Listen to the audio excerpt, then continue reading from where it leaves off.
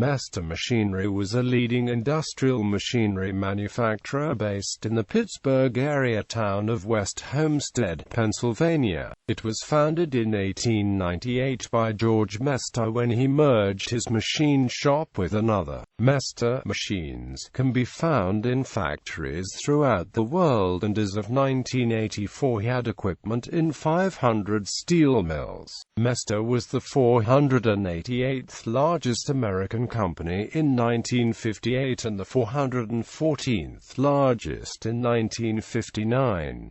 President Mesta. By 1919, Mesta employed 3,000 at West Homestead and manufactured everything from ship propeller shafts to giant turbines for power plants and dams. In 1917, George's wife Pearl Mesta wrote that the works was a thrilling sight, spread over many acres on the banks of the Monongahela. George Mesta died in 1925. President WWII, Harry F. WWII was the hand-picked successor to Mesta, and his nephew, WWII, committed suicide in 1930. President Iversen, Lorenz Iversen, took over the company in 1930, leading it until December 31, 1963. At age 87, one of the first things Iversen accomplished upon taking over in the early 1930s was to buy out Pearl Mesta's controlling preferred stock, effectively buying the company from her.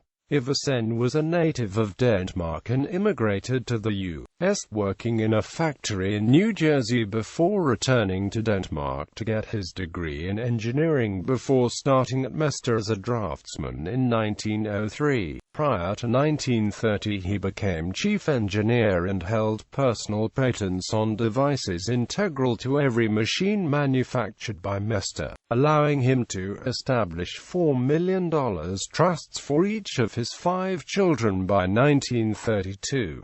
Mesta won the contract to build the Mon Valley Works Irvine plant for U.S. Steel in 1934. Management style. Iversen was described by many former employees as the glue that held Mesta together, the personification of the company. In the 1930s, he won a large contract with a doubting steel manufacturer by foregoing the company's standard fee in exchange for a share of the profits of the manufactured mill. He would regularly cheer on his workers and had a ritual of standing on a hastily made stage every time Mesta won a new contract and exclaiming, "We got this job because you're the best mechanics in the world." Quote. He often visited the workbenches to have face-to-face talks with employees and would work the factory floor even on weekends, holidays and Christmas, regularly asking workers about new babies or ailing family members. Mesta workers repeatedly voted down outside efforts to unionize the factory despite its proximity to other unionized steel mills, including the infamous in labor history Homestead Mill. Iversen credited his employment policy based on human relations as the chief reason his workers rejected unionization. However, a month after his death in 1967, Mesta was finally unionized. World War II. Mesta's West Homestead plant was a center for World War II production. It earned the coveted Army-Navy Award and was only one of 7 factories to earn 6 stars. Mesta specialized in manufacturing 16-inch naval guns, ship propeller shafts, artillery carriages, and long toms, 155 mm cannons that hurled 100-pound shells 15 miles. Iversen personally oversaw the production of Little David, a 36-inch bore mortar that was put into production for the cancelled Japanese invasion. During the war, Iversen transformed Mesta into one of the nation's top ordnance suppliers, personally working 18-hour shifts on the factory floor. His accounting department also ran 2 8-hour shifts per day. Mesta, and later Iversen, operated operated the Hayes Army ammunition plant from the 1940s through the 1960s.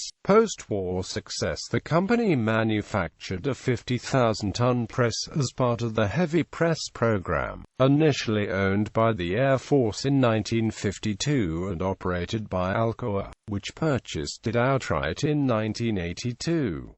The press manufactures structural components for aircraft such as the 747 and DC-10 jetliners. After being taken out of service due to cracking in the structure, it was refurbished over 3 years at a cost of $100 million, and returned to service in 2012. Demise. Mesta filed for bankruptcy in February 1983, and most of its West Homestead works was sold off in June 1983.